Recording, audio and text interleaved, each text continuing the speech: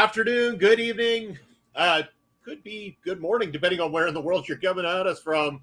It's because we're here to talk all things all elite coming out of Wembley Stadium here for the review show. I am Bobby Munson, joined beside me, OLED. Couldn't get two bigger AEW fans to do this, could we?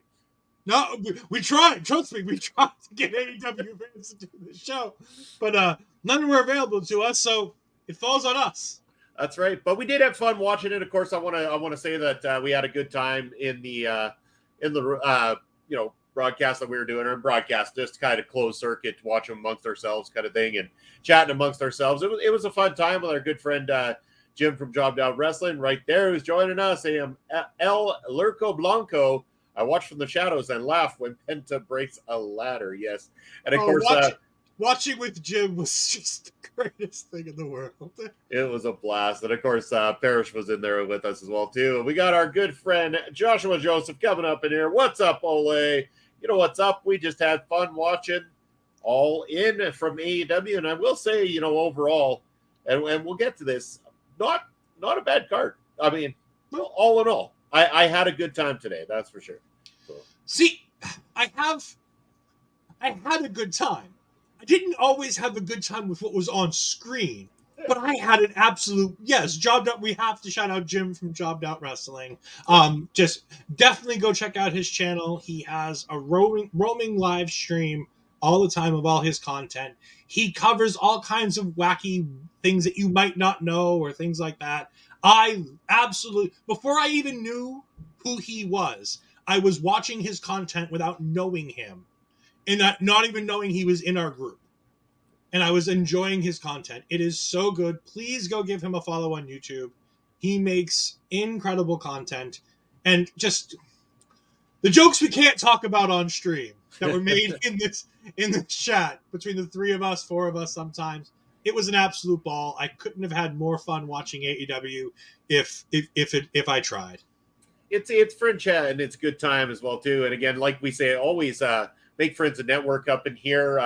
Check out Jobbed Out Wrestling. Check out the work of our good friend Joshua Joseph, who is in the house as well, too. And, you are too kind, Ed. Means a lot. But always, it's all about networking and making friends and connecting so that we can all kind of get, build those audiences that we're looking to do, because that's what we enjoy as creators. Now, we're going to go through this match by match, talking about things. I know there might have been a couple that you had to step out for, Ed, but we'll do our best to navigate them. And anybody in the chat who wants to get your comments in as well, too, feel free. This is open chat. We encourage it. Talk about your experience watching the show, as well as more of our friends, I'm sure, will be filtering in as this goes along. We started the night off, and we're not going to talk about 0 Hour because, of course, we were doing busting out during that time. So, speaking of friends, Chris Best for CBRS Entertainment coming up in the house. Co-host of Over in Turnbuckle Talk, the soon-to-be two-time Twitch Trivia champ is here. Got to win that belt back, but I already am a two-time trivia champion on the internet. There you go. Here we go. And here's our good friend Astrid Pizarro. Ed reviewing AEW. Wow, did not have it on the bingo card. Hold that for the end. But I promised that I would do it if somebody gave me the stream. Because I've always said, I'm hard on AEW. But the thing is, just because I don't enjoy the things AEW does, doesn't mean I don't want them to succeed. And I wanted this show to succeed because of the fact that if they do well, WWE... Yeah, I understand I'm still reviewing it. But I may be a cynical reviewer, so, We'll get to that momentarily. I'm sure there's going to be some cynical moments throughout this card. There's got to be at least one thing that bothered you a little. That's right. We'll see how this unfolds. But we start the night off because we didn't get to really watch closely on 0 Hour. So 0 Hour, sorry, we know that the Ring of Honor Tag Team Champions changed hands. That kind of plays a factor in later on in this card. So we'll get to that. Cue the Law and Order. Dun, dun, dun, dun, dun, dun. I'm giving it too much excitement there. It's got to have just dun dun. I don't even know what I'm saying. But no, in 0, we were doing busting out, but we all watched it. It was a fun time. I was surprised the titles changed hands during the tag match. Yeah, I was less surprised that Jungle Boy Jack Perry lost. And coming out of it, I'm a lot less surprised that he lost. Coming out, everything we got coming out backstage between him and CM Punk. But I mean, Yeah. I love the balls on the kid being like, real glass, so cry me a river. But still my beating heart. Jungle Boy's becoming one of my favorites just because he's taking on Punk face first. Even if he's wrong, it makes me so happy. It makes for some interesting entertainment for sure. The internet was alight with comments about the backstage antics that were going on there as we go to said CM Punk and his match on this card against Samoa Joe to kick things off. I will say one small gripe with this was the having to get color in the first matchup, and I said that during the time we were watching it. I didn't like that they had to do that spot right away, knowing there was going to be plenty of color later on this card. It wasn't necessary. Other than that, did anyone think anything less of Joe and Punk? Like, Joe's going to give 110% every time he goes out there. Punk's no slouch, so we know we're going to get a strong wrestling matchup. What do you feel about this one, Ed? I really enjoyed the match itself. I thought it was a pretty decent wrestling match. I thought CM Punk held his own. It's hard to say CM Punk held his own, but at this age, he didn't hurt himself desperately during a match, which is always nice. Because it seems like every time he has a big match lately, he just hurts himself. No, it was good. I've always enjoyed Samoa Joe. I wish he would have had a better entrance. I was hoping for something Sweet Tooth related. At Wembley here tonight, just him coming out in an ice cream truck or something would have been funny. I had a ball at this match. I thought it was really good. The time was good. It didn't feel like it took too long. He didn't try to do the GTS again, which is nice because he learned from not being able to do it the other week on TV. Punk versus Joe was great. It doesn't stack up to but the matches they had in their earlier days of Ring of Honor, nothing's going to match up to that because you've got two guys, giving it their all to become the men that they are now. Yeah. They're now the men that they are. They can't go any higher. So it was never going to live up to that, but I thought it was a really enjoyable match. It was until the end of the show. It was my match of the night. Sounds good. And of course, they had to get a Hulk Hogan reference into this one because they had that in how many matches throughout the night? Why not pay homage to Hulk Hogan throughout this whole thing? I don't know. Did Tony Khan put his stamp of approval on Hulk Hogan references on this show? Because it seemed like he put his stamp of approval on all the things that apparently you allegedly had to get approval for before your matches in this card, like chairs to the head, bleeding, apron spots. They were all there throughout the entire card match, or entire show anyway. Yeah. Well, AEW loves the apron. It's the hardest part of the ring, It really is. So yeah, that was the first match of the night. It was strong, and like you said, yeah, up until definitely the main event, it was probably the strongest wrestling match throughout the entire night, for sure. Crowd was hot. Wonderful crowd in the UK, as always. Wembley was looking great. Great stage as well, too. It felt big. It really did feel different. You know what I liked about this? The crowd didn't seem as mic'd as they are in WWE, so I didn't have to listen to the crazy, like soccer-style sing-song bullshit that I normally get from a UK crowd. They just seemed like they were cheering in part of the match. They weren't, singing a song and having fun. They were just there to have a good time at a wrestling show and watch a wrestling show. So for that, kudos. I thought that was good. You were remote producing this one, weren't you? I wish. If I was remote producing, there would have been a whole... We'll get to it when we get there, but trust me, if I was producing this, there would have been a couple things I would have done differently. That's fair. Second match of the night, we had, I don't even know if you actually watched this one, but we had Ed's favorite wrestler, Jay White, representing the Bullet Club Gold against the Golden Elite. Up until the finish here, I didn't mind it. And I only didn't like the finish because it felt soft after a lot of spots that could have been the actual finish to it, as we got Barry Monkey joining us up in the house. Damn those fans trying to have fun. Barry, I have to apologize for completely ending my stream the other night right as you entered the stream. It was done intentionally, and I will do it again one of these days. I do apologize in advance, but it's going to happen more often now that you brought it up. No, this match was... I expected it to not be that great. I really enjoyed this more than I was expecting to.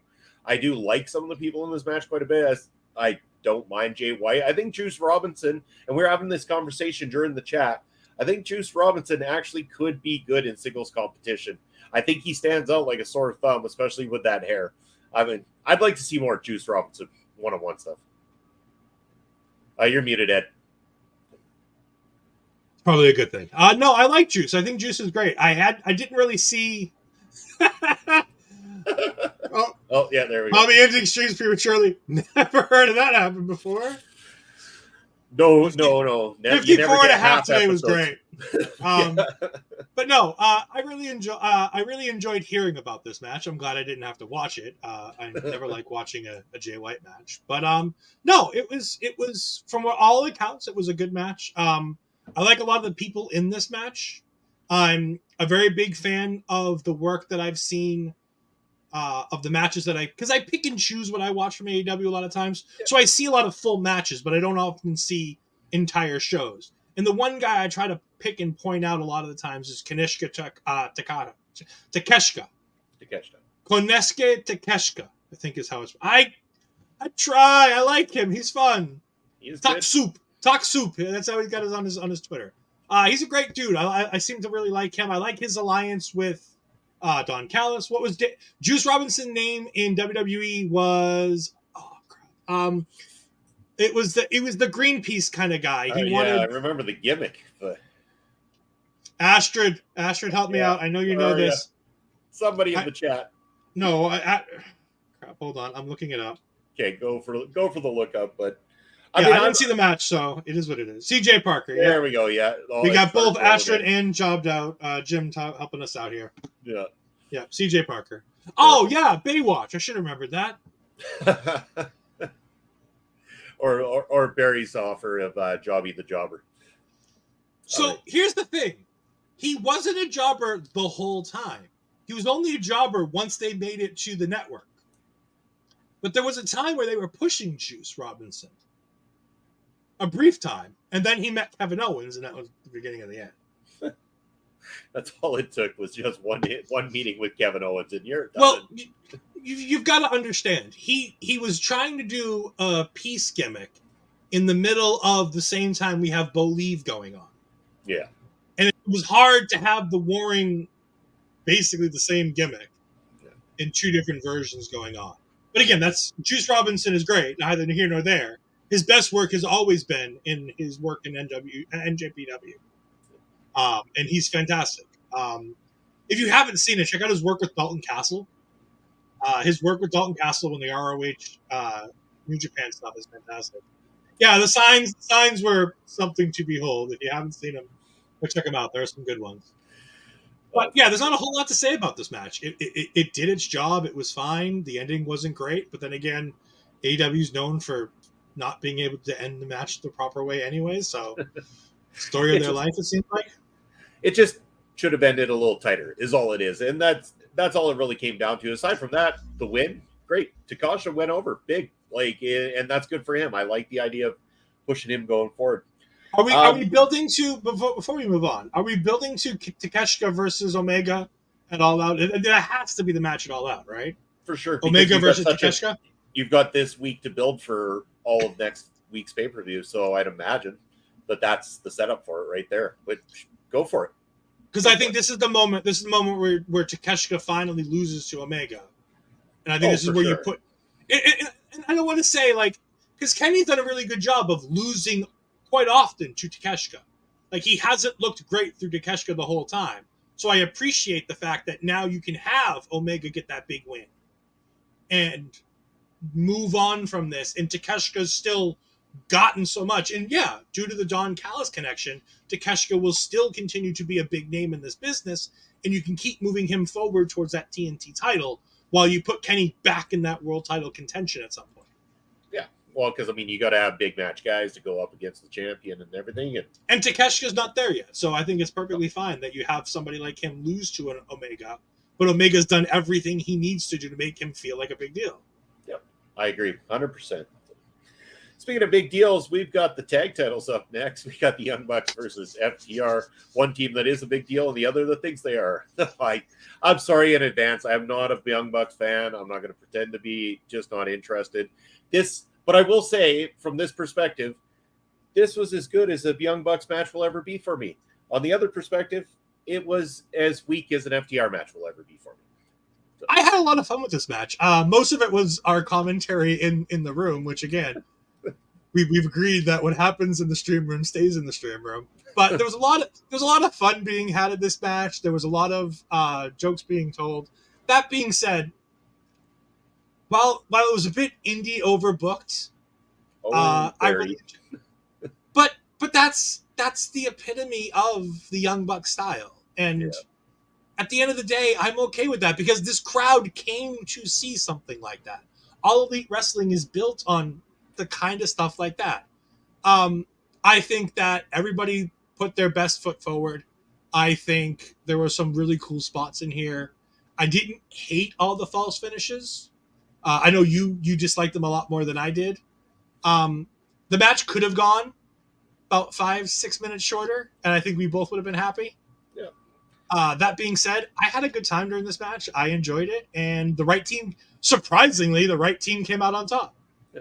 Oh yeah, I agree too, and I'm glad FTR won. But I'd also explain it's not so much doing a false finish. It's when you're in a tag match, you have the opportunity to use the partner to break a count, which is a lot more sellable than doing a really dangerous looking finishing type move and having someone kick out at 2, because it has the same effect. You've broken the count, you continue the matchup, everybody continues to do their thing, but you don't undersell the importance of how dangerous some of those moves can be. And I think that's where it takes away a little bit too much for me and that type of style of tag team wrestling. But again, not terrible. I'm not crapping all over it. It wasn't horrible. I've seen worse Bucks matches. I've seen better FTR matches. That's kind of where I sit with this. Yeah, and I mean and it's trying to merge the two styles, which are never going to fully click. No. And I think that the moment this match should have had is years ago, because these two teams aren't where they were when this match should have happened, when they first got here, and we didn't really get the match that we should have gotten way back when the Young Bucks put their careers on the line. If we don't win this, we're never going to challenge for the tag titles again, kind of thing. And it just meant that FTR was losing. At that moment, they had all the heat that they needed in the world, and that match was one of the biggest tag matches to be had. At this point, it wasn't.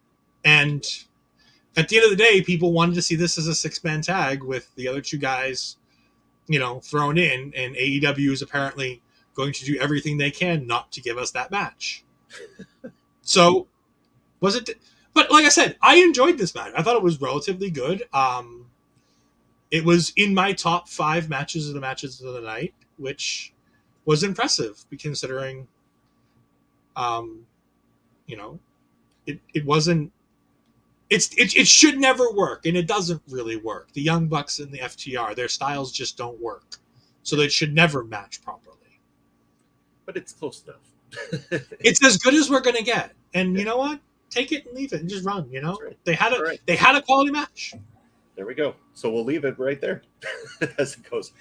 Speaking of things we'll leave, Stampede match happened, and Orange Cassidy pissed Claudio.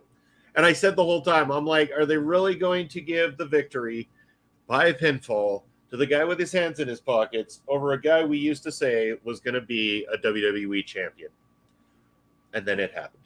So I get my little bit of payback from, putting that out into the world. Yeah. I mean, so here's the thing. If you're looking for a recommendation about this match, you're not going to find it here. Only for one sole factor, and it has nothing to do with the match, and it has nothing to do with anything else. Me and Bobby aren't deathmatch guys. We're not guys who truly enjoy hardcore wrestling. Not unlike Dante Martin Pentas. That was the best moment of the night. I was going to get to that, but I was just going to say, before we get into the match, and while me and Bobby aren't going to talk glowingly about a lot of the things that happened here, it's only in the lens of the two of us don't enjoy this type of a match. We're not hardcore guys. We're not guys who enjoy a bloody mess. We're not guys who want to see light tubes and barbed wire and all the craziness and the wooden spikes things and all that. That's not stuff that me and Bobby enjoy.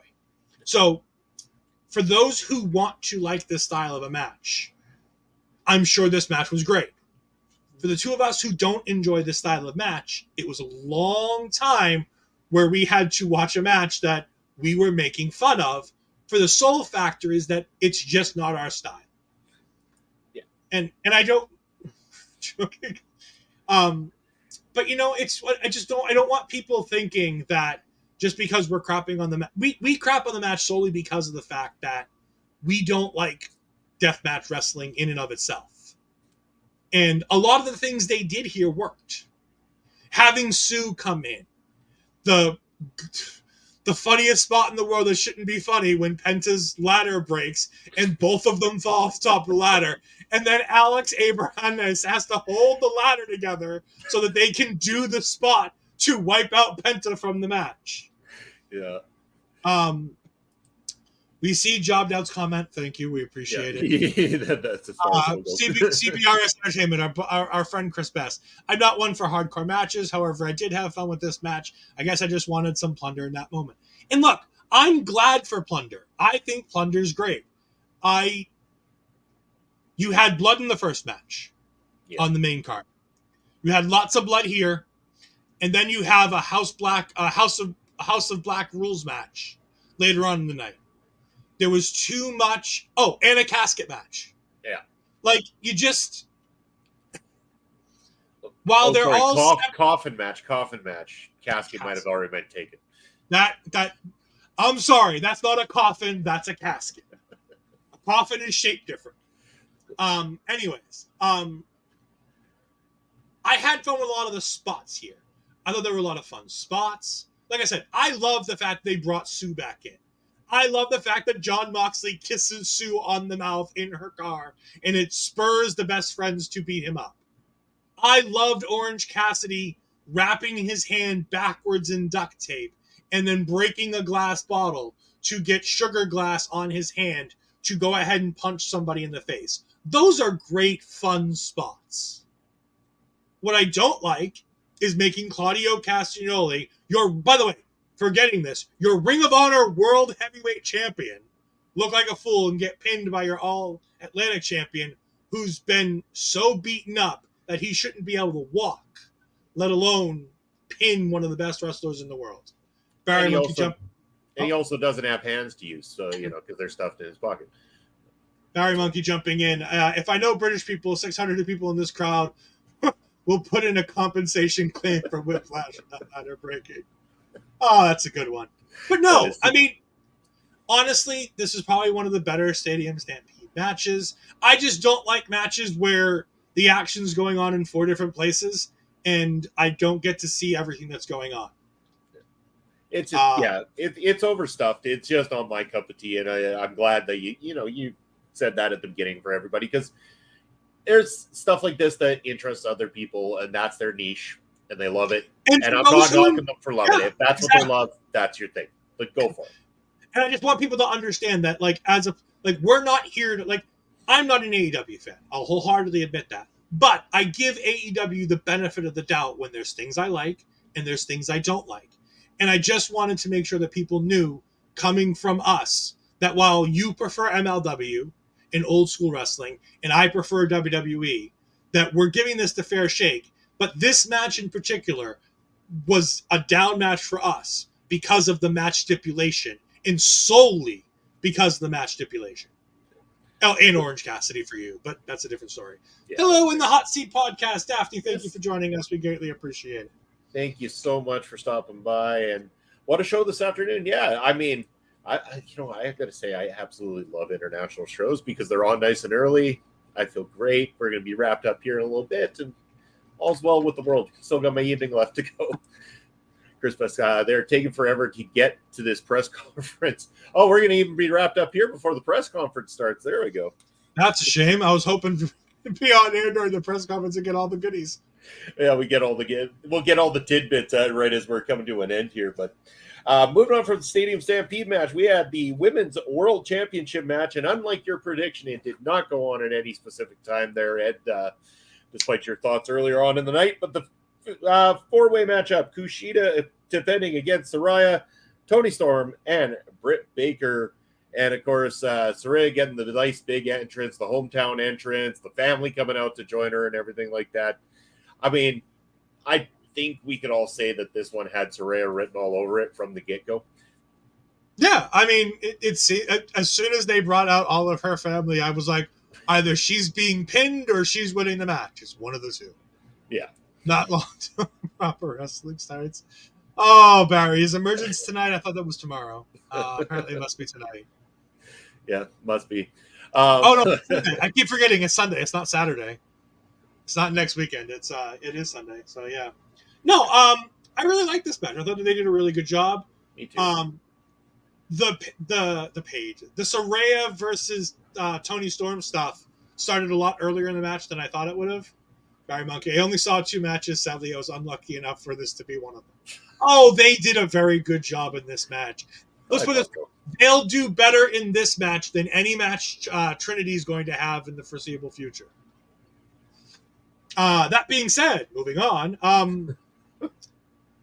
I can't stand Trinity as an in-ring competitor. I don't find any of her matches interesting. However, I do find a lot of things that Hikaru does interesting. Yeah. Having Jim in here explaining AEW to me was fantastic because he's explaining to me how all this works and what's going on, and he's explaining Toni Storm to me, and I'm like, oh my god, she makes so much more sense now. Like you two are taking over the press conferences and doing the interviews. Hey, I'll welcome the interviews. They can come on in. Yeah, if they want to, we want to get started. Yeah.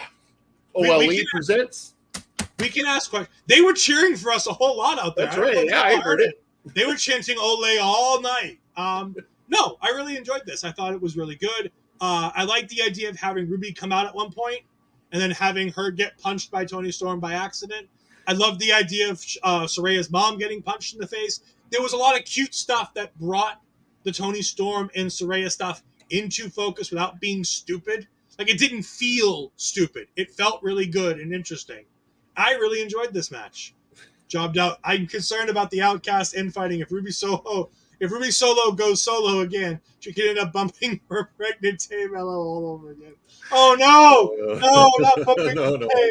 No, not Tay again. Wonderful. What did you think of this match, though, Bobby? I liked this. I like the spots. I like giving the win to a hometown person as well too. The presentation with the family there. Of course, Saraya's mom taking the hit from Toni, setting up that story, allowing us to have something that could lead into next weekend. So again, decent storytelling on that front, and this was solid. This was. Especially coming out of the Stadium Stampede match for me, I'm not always big on four-way matches or multi-person matches, but I like this. This was good. The one other thing I wanted to talk about, and I wanted to get your opinion on it too, as well as mine, because we didn't talk about it in the stream. I love the way they did the finish with Britt Baker having Hikaru Shida tied up with her back turned, tied up with trying to get the lockjaw on. And being able to have the pinfall happen during that makes so much sense. And it's such a great way to finish that match. Zack Zoniak not being involved because he was begging TK for a job. And TK was begging him for the credit card, like you said, right, Jim? He can get paid for his seats at the show. Remember, we talked about this. We're not bringing the jokes that we had. But no, I really like that creative finish. I thought it was nice. It makes sense in a four-way, which is something you don't always get, where all 4 competitors are in the ring and something happens and it all makes sense that everybody's tied up and why nobody. It's so good that Britt's back was turned. Yeah. So she didn't see what was going on. Yeah, that's fine. Call me a cynic. I didn't give a shit about Saraya. I didn't. You cynic. I just told you to call me one, so it's fine. I know. That's why I took the chance. But no, like, I don't. I've been over her wrestling for so long because she was out and she was hurt. And I don't love these people who have to give up wrestling for a reason and then coming back. It's the same reason why I'm not a huge fan of a lot of the stuff Edge does. It's the reason why I'm not a huge fan a lot of the times of the stuff that Daniel Bryan does. Because I'm petrified of these people hurting themselves so much more that I don't need to see Saraya in the ring. Let Saraya be the person who goes ahead and gives that to Toni Storm and brings Toni Storm up higher. Oh, that ladder spot is going to be a joke for us. Yeah. On the next Job Down Wrestling, the ladder spot. You're just giving him an idea. I know. Feed it to him. Up after this matchup, we had that very riveting coffin matchup. Swerve Strickland and Christian Cage taking on Darby Allin and Sting. I think the coffin took more of a beating than the competitors in this matchup. Yeah, this match happened. I don't like having to. Anyways, moving on. Ric Flair's last match. Woo! Hello, Leeds. How are you doing? Camera work was abysmal. I mean, I'll be honest. It wasn't as bad as I typically can be, but yeah. It is. Of course, he has a file. This was okay. I hate seeing Swerve and Darby put into these situations. Honestly, I don't want to see, again, Barry's going to say it, you don't want to see Ric Flair wrestle. I don't want to see Sting wrestle either. Like, he's an old man. I just want him to stop. Well, like, I watched The Wrestler. Like, I don't know if anybody's seen, I mean, we've all seen the movie with Mickey Rourke, The Wrestler. Yep. But, like, I've seen what these people are, and Sting is just seeming more and more like a high-scale Randy the Ram every week. And I just want it to be over. Well, he's getting paid for it, but it would have been nice if this could have been his send-off. Like, what a way to send off in front of such a big audience and everything, too. But I have a feeling it's not going to be. I really don't think that came across like Sting's last match. No, because Sting's last match is going to be against Darby Allin. Like, that's what's going to be the last match. That casket, look at the casket comment broke before Taker gave him a back body drop on. Yeah, that casket definitely had seen better days. Like I said, it wasn't a great match. It wasn't, but again, I'm so confused by Christian Cage. Whereas Jim put it best, he has two characteristics of his character at this point. I'm the champion who's not the champion, and people's dead dads. And it's just like, it's so good and so awful all at the same time. I can't understand why the guy who used to be called Killshot can miss badly when it comes to his matches. Match quality, yeah. It is what it is. Like, again, it was more clusterfuckery in the wrestling matches on a card that already had too much clusterfuckery. Yes. All right. Apparently the press conference is on now, so we might get some good action here before the end with some good things coming in. I will say I got a gripe with this match, though, because they had Sting in the coffin with the bat, and he used the bat to just barely keep things open, just slightly. But then at the end of this matchup, I saw Swerve's hair sticking out of the coffin. So I say shenanigans on this one. Swerve was not beaten. This match is still officially on. Whatever. I'm just glad it's over. It's part 2's coming this weekend. The coffin match, the second. Now, on from there is a match that I'm going to say surprised the hell out of me. I'm going to say it surprised the hell out of me because one of the competitors, you talk about someone who's up there in age, and you get a little bit worried about them, especially at that age doing stuff, gave us probably one of his best matches in a long-ass time, in my opinion. Jericho versus Will Ospreay was my shock match of the night about how much I ended up liking this. Jericho looked solid in this. Ospreay looked solid in this. It didn't go on too long. The only gripe I'm sure a lot of people had, some people might have had, is Jericho's ability to sing. But outside of that, we were still bobbing our heads, wanting to chant along because it's one of those radio hooky, catchy songs. Oh, it's a catchy song, man. Oh, yeah. As bad as it is, it's a catchy song, man. You guys heard me. You guys heard me singing along as we were literally talking about how stupid it is that people sing along. And then 5 seconds later, could have I become? Oh my God, I couldn't believe we heard it. The best part is we're going to have Jericho crowing now for forever that he's performed a musical appearance in front of 81,000 fans. And as Job Down says, Tony K, not only did he say that it's double down, he doubled down on the attendance by saying the 81,000 is paid attendance. And if you add the comps and staff and everything else, it's around 90,000. So good on them. Like, hey, if that's true, it's great. No, I really love this match. I thought it was really, really good. I always thought it might be a sleeper match. And I think, again, this is another match that's in my top 5. It's probably my 4th favorite match. Because the women's match was my 3rd favorite. This was right behind it. I really enjoyed this. I know you and I disagree on this. We haven't talked much about it, but I know your thoughts on it, so I know we're going to disagree.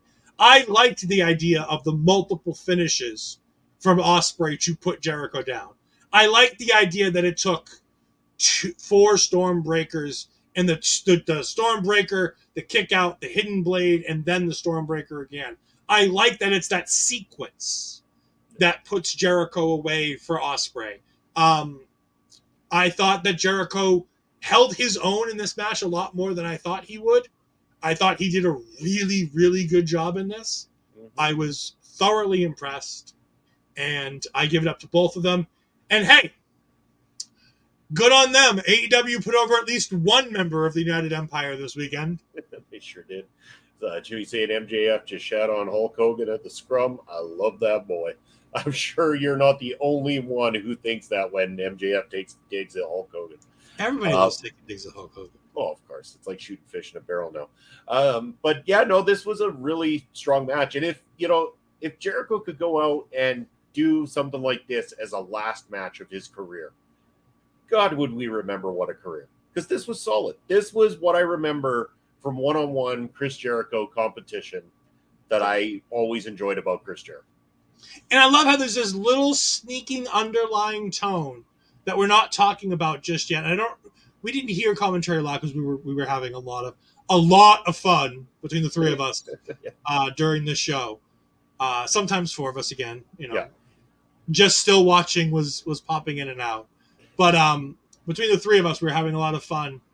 There's a moment where Callis gets on the ring apron to distract the referee so that Sammy Guevara can take advantage and hit Ospreay. And Callis is upset when that's not the end of the match. And it's little and it's small, but I noticed it. And I'm hoping that continues because, again, while I don't watch AEW on a weekly basis, I have people who talk to me about it. And Jim was very, telling me about this story and about how the feud, the reason why this match is all taking place is because Callis didn't think that Jericho would be part of the family. And Jericho wanted to be. And so there's this heat between them for that. And I'm like, how great would it have been for Callis to kind of swerve Will Ospreay in that moment and be like, oh, no, we're all in it together. It's great. And then it didn't happen. And I'm like, well, maybe that's going to be all out. Or maybe there's still some more coming. And I'm excited to see what comes next. And as a wrestling fan with Chris Jericho in 2023, to think about that I'm excited to see what's next with Chris Jericho is an exciting moment. Nice. They left you on a cliffhanger. Now you actually have to try to tune in next week. And mind you, I'm sure you'll be tuning in more so to MLW on Sunday night there. Would be my guess. Well, I mean, I have Payback that I have to do on Saturday, so I don't know if I'm going to be tuning into anything. That's that too. Next weekend's a busy weekend. I gotta give it that. Lead saying, great question to MJF. Do you love your mother? Now, that seems like a weird question, but if you don't follow MJF on Twitter and you don't see the responses that his mother gives him on Twitter, It's taken out of context. It's so good, the two of them, because she just calls him out for his shit, and it's so great. Oh, his parents are fantastic. MJF is growing on me, man, more and more every week. Oh, Barry. Barry, just, go back to watching your world champion of the X division, as your world champion, and just enjoy Emergence later tonight and have a good time. Come on, Alex Shelley is a world like, really? Like, come on. Like, fucking bullshit. Like, really? Alex Shelley is a world champion? Are you fucking kidding me? Like, you're gonna when shoot you said that would never happen. I did, because it's the stupidest thing in the world. Why would you put your world title not only on Alex Shelley, on an old Alex Shelley? Like, indie promotions don't even put world titles on this son of a bitch because they know better. And Impact's like, no, that's a good idea. We'll do that. You have a perfectly good Chris Sabin right there. He was just right there, right? Just out of reach, I guess. I don't know if I could put Jimmy's comments. No, we're not putting Jimmy's comments. I swear it's in relation to a question he was asked. But again, sure. no. Well, yes, of course he's a good wrestler. Yes, he's a good wrestler. You have to be a good wrestler to be on television nowadays. You either have to be really good or so bad that people just need to put you over. But, like, it's not even the characteristics of that he's bland. It's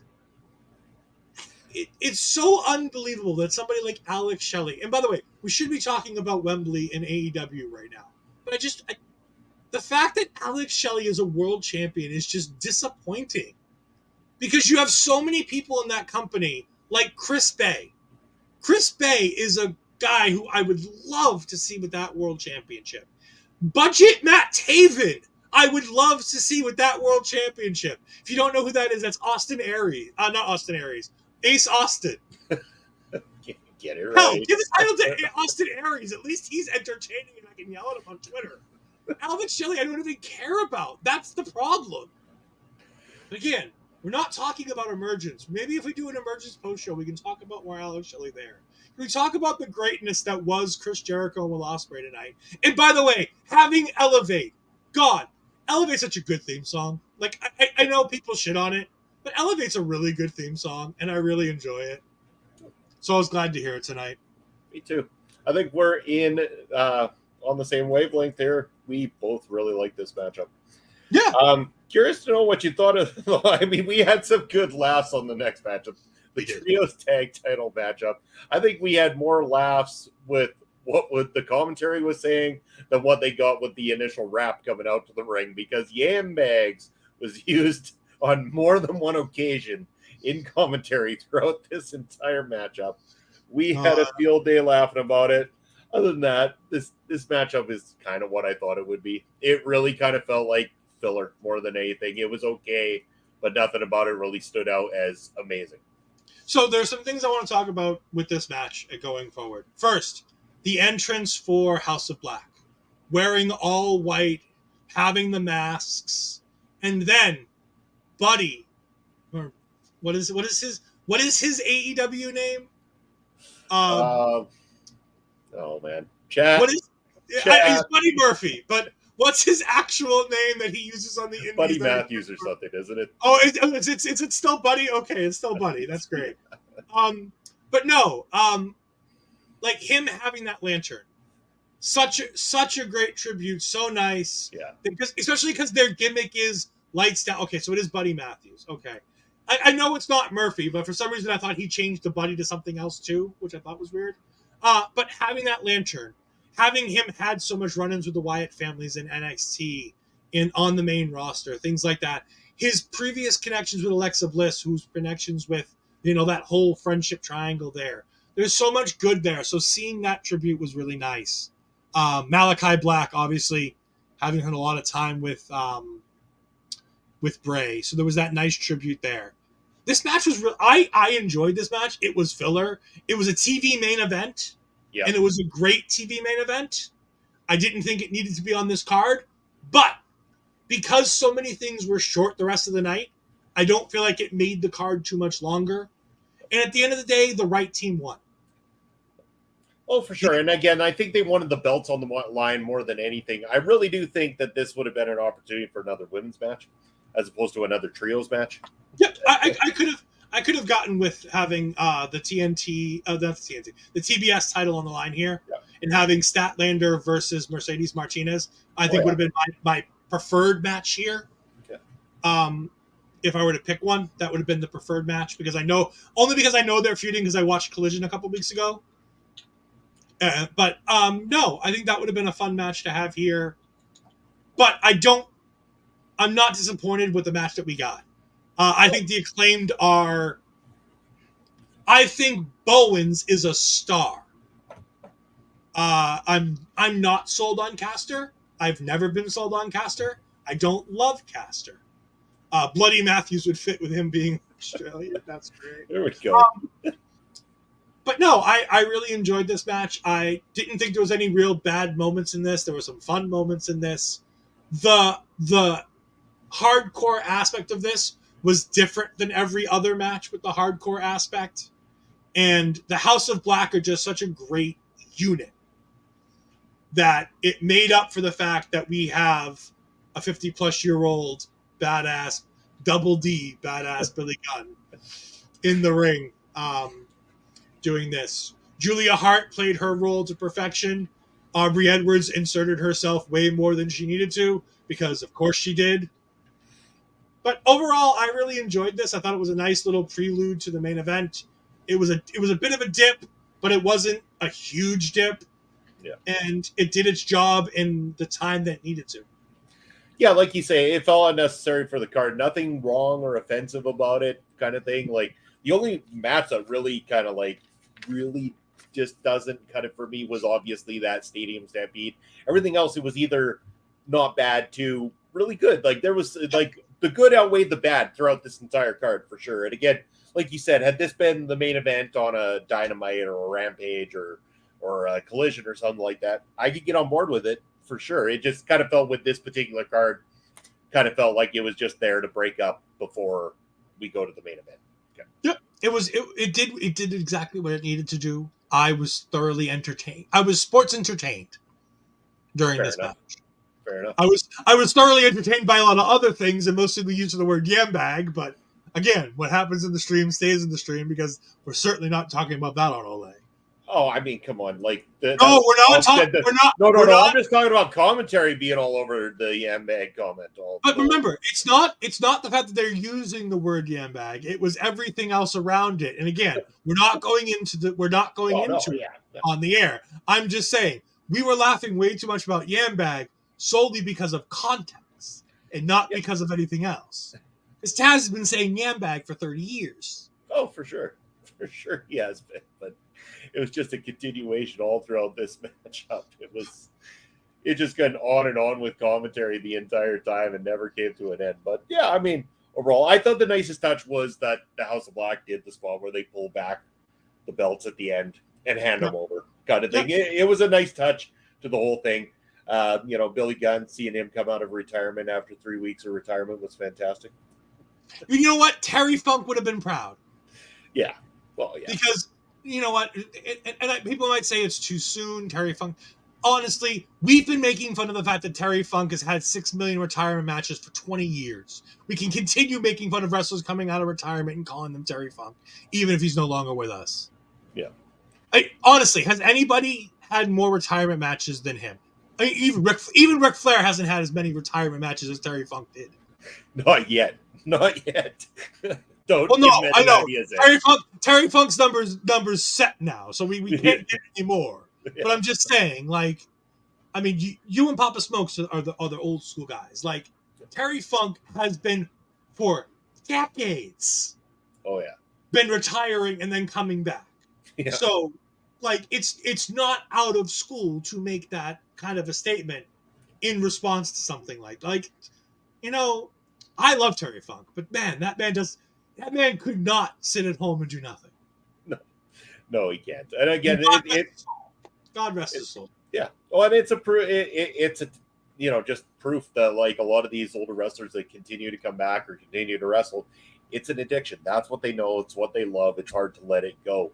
And they all say the same thing. And I don't blame them. I can see why. So before we go to the last match on this card, and again, we want everybody to stay tuned as we talk about the last match.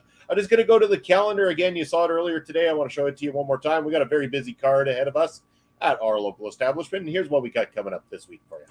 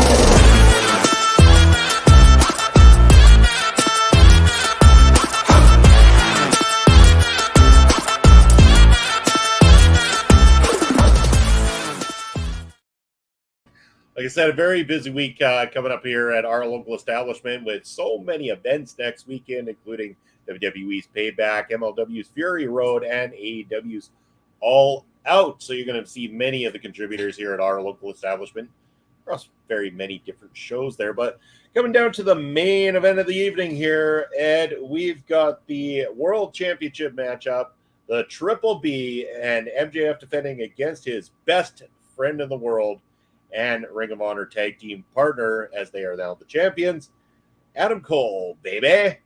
This was solid. This was great from start to finish. I liked it. I really, even like with all the stuff that happened afterwards, the after stuff, I was not bored one bit. I was on every moment, every word. I mean, let's not kid ourselves. These two not only were great for that audience, MJF had 81,000 people eating out of the palm of his hand today. Yep, absolutely. Like, we're sitting here and we were ragging on a lot of things, but in this match we were all super invested. We're still making jokes, we're still having fun, but at the same time we were all invested in every single spot that was happening in this match. Roderick Strong comes out and we're all talking about, oh, there's that crappy friend that always has to come out and do all this stuff. The back and forth, the drama. And yeah, maybe it's a little overplayed with the drama that they were doing with the will they turn, won't they turn. But at the end of the day, it really, really enjoyed it. I really like this match. I like soap opera wrestling. I love the stupid story. Yeah, it was great. Like, it was fantastic. Because we're conditioned to know that MJF's the heel. Yeah. We're conditioned to wait for him to turn. And then we're all like, well, he can't turn, so it's going to be Adam Cole. And the constant fighting where MJF's going to do the pile driver, and he can't do it. And he gets down and he yells at himself. And then Adam Cole does the pile driver, being the heel, trying to win the championship. It comes to MJF pulling out the diamond ring and going to hit him and not being able to do it and putting it back to have Roderick hit him with the low blow. The Eddie Guerrero spot that they made better by playing hot potato with the chair. And then Adam Cole does the Eddie Guerrero and falls down. MJF's like, well, fuck it. Put it on my head. Fall down too.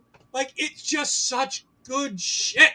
Yeah. It really is. It was so entertaining. Having the draw. And having Adam Cole call back to the other match. Where it was like, I need 5 more minutes. And MJF's like, no. And everyone's like, oh, they're just going to end it like that. Now he's like, no, we're going to do it till we have a winner. And I'm like, all right, cool. And at that moment, I looked, I'm like, are they turning MJF babyface? Well, like, are they legitimately turning him babyface? Well, not only that, he actually said, we're going until we have a winner in fucking Wembley. And, like, in effing Wembley, yeah. Like that, because I could have seen them doing the draw. Like he says, the draw would have been the perfect false finish. I would have loved it if it... Now, granted, I would have destroyed them if that was the finish. But I love the idea of that being the finish with having a pay-per-view in 8 days. Yeah. With having another show in 7 or 8 days. I love the idea of that being the finish and going ahead and dealing with it like that. So I'm all for everything they did here. And at the end of the day, Adam Cole doesn't get the win. MJF pulls it out. And him going over and saying, Adam, you were that close. It's okay. And he hands him the Ring of Honor title. And he just chucks it away. Yeah. And MJF realizing, you were never my friend. You don't love me. Just that, oh my God, he's so great at it. Yeah. And he turns and he does the stance and he's waiting for it. And Roderick comes back out and he's telling Adam to do it. And Adam throws the title belt down and they hug it out. It's not what we were hoping they do when we were in the room, but it's fine. They hugged it out. And it was just the perfect ending. And you have the Kingdom on the ramp. Like, at the very end, you don't have to say their names. You don't have to talk about it much. But you have the Kingdom there. And like you said in the chat that we were talking about it, there's the Kingdom. They take the ROH World Tag Team Championships within the next couple weeks. And then they go ahead and defend those Ring of Honor championships on Ring of Honor. And you can get back to telling Adam Cole versus MJF. This was picture perfect. I loved every moment from the start of the match to the end and after. Me too. And like you say, like the Kingdom taking the belt, that could happen next Sunday. They could make that the match next Sunday and then start to tell the storyline there as the loss of the tag belt starts to create that division between MJF and Adam Cole and their friendship. It starts to crumble when no longer do they have belts in their possession. And that starts to show through. And I think that's where it starts to play out. I really could see it happening next weekend for sure. Barry saying, good night, everyone. I need food before Impact. Thanks for stopping in, Barry. As always, I always enjoy your dry sense of humor. It's very comical to me. So thank you for hopping in and making some fun here. But yeah, I mean, picture perfect is the best way to explain it, Ed. Love this matchup. And let's just say, I'm going to say it as a whole card, AEW All In gets a thumbs up for me. I liked it as a whole. This was a strong card for them. Well done. Well done, Wembley. It looked beautiful. Awesome job. Yeah, no, I really enjoyed a lot of what happened here. This is definitely a B+, A- show. Never forget MJF getting crowd chant sportsmanship before poking at him. Yeah, I mean, MJF, I was watching something earlier today, and they were talking about the CM Punk promo, and they were talking about how he's just a less famous Miz. He's not. Him and the Miz are almost the same, but they're two sides of the same coin, but they're not the same. They're heads and tails. MJF is a lot more interesting about the stuff he does than the Miz, but they're not that different. But no, I wholeheartedly agree. I think this was great. Like I said, B+, A-. Death matches just bring this thing down for me. Like it's nothing they can do about it. It's just if they're going to have that kind of match on the card, it's just never going to be able to get higher up. But I'm so happy that they had a big show. I'm so happy it was good. Let's see if this turns into buys for All Out. Because that's going to be the key. Keeping this momentum moving. Great. You sold 80,000 tickets in Wembley. Keep this going in the States. Make sure you're selling out big-time arenas. Stop running small arenas and run bigger shows. Make sure you're selling out 20,000-seat arenas every month. Because if you're not doing that for your big shows, You're gonna lose the momentum that you got here, and that's the last thing I want.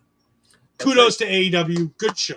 I'm awesome. happy. Yeah, well, I'm glad we could both enjoy this, Ed. It's been a delight not only watching this with you, but also reviewing it with you. I never thought the day would happen where you and I would be sitting here doing an all elite review here on OLE, but here we are. And there we are indeed the all elite reviewers of our local establishment. So. We just did it. We got through it. We had a great time.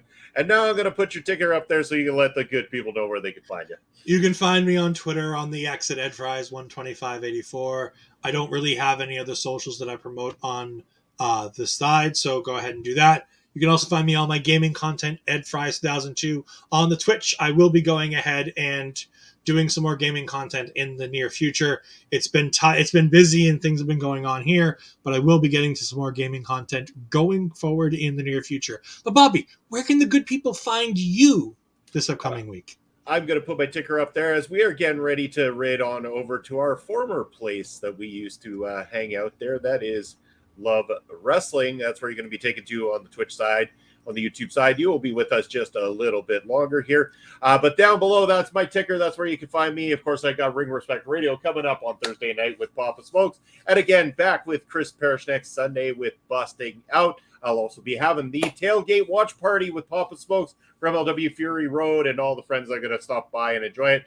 Thank you very much, everybody, for tuning in. Really appreciate the love and support. Thank you, Jimmy, for hanging out with us. And yes, we nailed it. We got through it. It's all good. It's in the bag. We will see you again soon. Take care, everybody.